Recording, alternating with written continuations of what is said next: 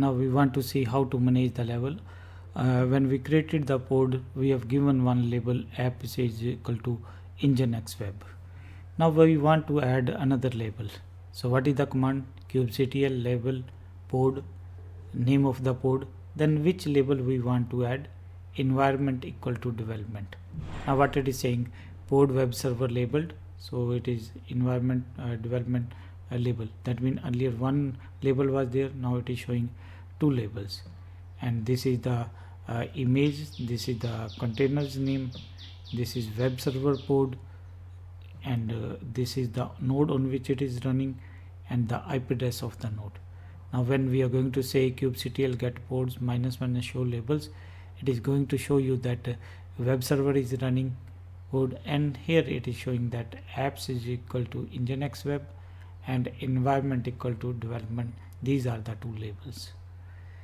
Now suppose we want to change the environment.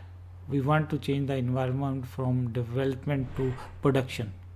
Then what we are going to do? We are going to say that kubectl label pod web server environment equal to production and -- override.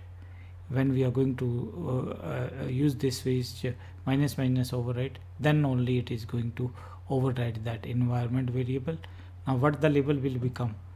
The first one is same, now the environment will be production. So when we are going to say kubectl get pods -- show labels, it is showing that web server. This is the new labels, apps is equal to nginx web, comma environment equal to production. Now when we are going to say kubectl get pods label environment equal to production, what it is going to show? It is going to show you the web server which pod contains this label. Since this pod contains this label, so it is showing web server. Now if you want to get more information, so what we can do? kubectl describe pod / web server head 8. That means it is going to show you 8 lines, web server default, where it is. This is important, labels apps is equal to nginx web and environment is equal to production, that it is going to show you. Now if you have to remove the label, kubectl label pod web server environment minus, then what will happen? This label will get removed. Now when we are going to say kubectl get pods show labels, what it is going to show? Only the label apps is equal to nginx is available. And now we are going to delete that pod, kubectl delete -f the file's name, the pods get deleted.